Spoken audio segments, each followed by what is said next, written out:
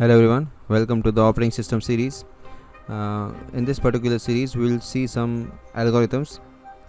The first one is the CPU scheduling, which is also called as the short-term scheduling. So we will see some algorithms based on this CPU scheduling, which is a short-term scheduling. The first one we see is the first come first serve, is FCFS algorithm. Now in this particular algorithm, the process which arrives first is executed first. So the process which arrives in the memory first, it is executed first. So let us first see an animation of this, then we'll solve a problem based on this. Okay. Now this is how an FCFS algorithm works. So the first process arrives, it is P1. Okay. So it comes first, the CPU bus is 7 milliseconds. Then the second process comes, P2, in the RAM, which is 4 millisecond. The third process is P3, it is of 8 millisecond. The fourth process is of 3 millisecond. Now in this case, because P1 has arrived first, it is executed first. Okay. So this is the first process which goes for the execution. Okay. It arrives first. The second process is P2, it goes next. Then the third process is P3, it goes next for execution. And then finally we have P4, it goes for execution, the fourth process. So this is how this particular algorithm works. Now let us solve a problem based on this. We will solve a problem based on this. So we have this set of processes. We need to find the average waiting time and average turnaround time. So these are the processes. We have 4 processes. P1 of CPU burst 7 millisecond. Millisecond is not given, but we consider this as millisecond. Then P2 is 4 millisecond, P3 is 8, P4 is 3. So for solving this particular problem, we need to prepare the Gantt chart. So this is the Gantt chart for this. So as we see, the first process goes for execution. We start the timer from 0.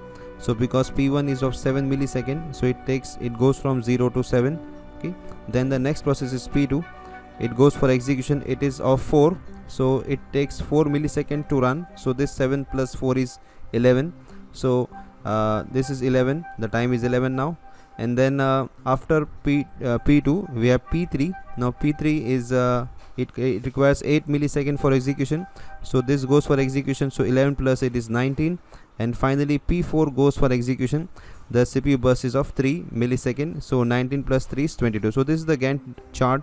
Okay. From this particular Gantt chart we find the waiting time for each process.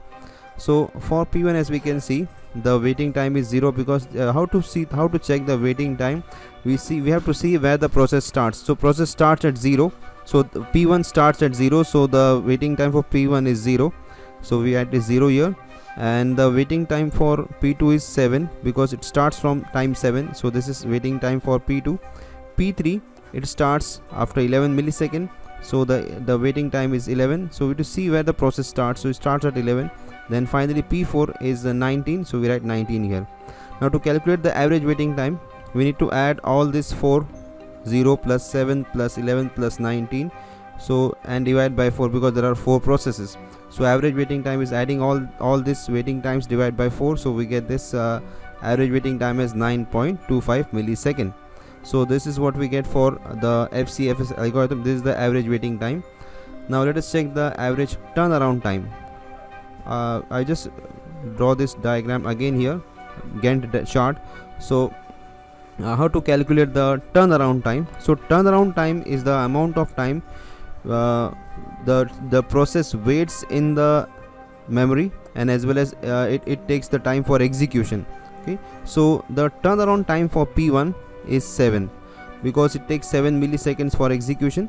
Okay, so this is 7. So for checking the turnaround time, we need to see where the process ends. Okay, and in the waiting time we need to see where the process starts. So for this particular case, we need to see where the process ends, so it ends at 7, so turnaround time is 7. For P2, it ends at 11, so we have this 11. For P3, it ends at 19, so we have 19. And P4, it ends at 22, we have 22. So these are the individual turnaround time.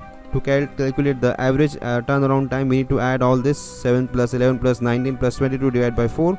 So we get the average as average turnaround time is 14.75 millisecond. So this is how we do the calculation for FCFS algorithm. In the next particular session, we will see for shortest job first.